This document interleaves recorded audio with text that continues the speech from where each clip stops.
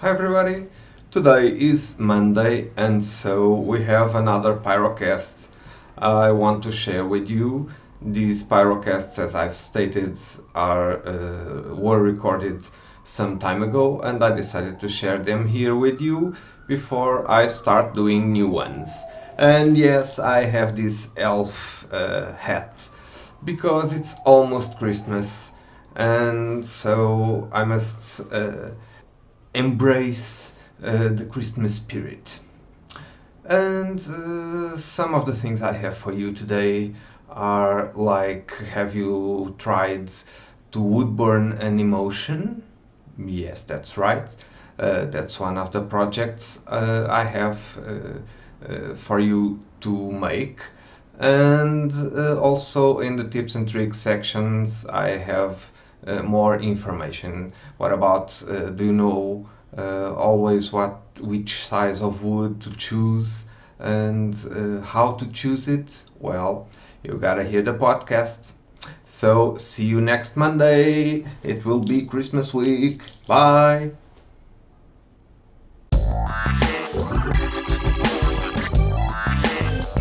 Funtastic Mondays. Hi everybody, another Monday, another Pyrocast. Having a good day so far? Well, let me leave you some more ideas so you can have fun during the week. One of the ideas I have for you this week is the Sky Lantern Festival in Taiwan. It will happen on the 19th February. Now, this festival has more than 2000 years old. These balloons were used as a signal to the people that their houses were safe from the outlaws.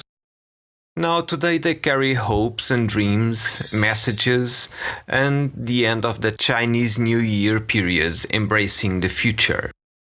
I've made a coaster with these lanterns and love how it looked. They are beautiful. You have many designs to choose from. Now make a dark background to make the light come out, and you can also add color. The second idea I have for you is something personal that can be different for everybody. It's a project and exercise at the same time. My suggestion is for you to pick a dominant emotion and transform that into a project. You can use your own pictures or web designs, illustrations, something that expresses what your main emotion means to you. If you're happy and flowers make you happy, then choose your favorite flower and do a project with it. If you need some inspiration and there is this place where you would like to go, or you feel that would be nice for you, search for it on the internet. Make a project with it. In the tips and tricks section, I will be talking about what wood size to choose. You have two options to consider that can go hand in hand with each other. One of them is drama.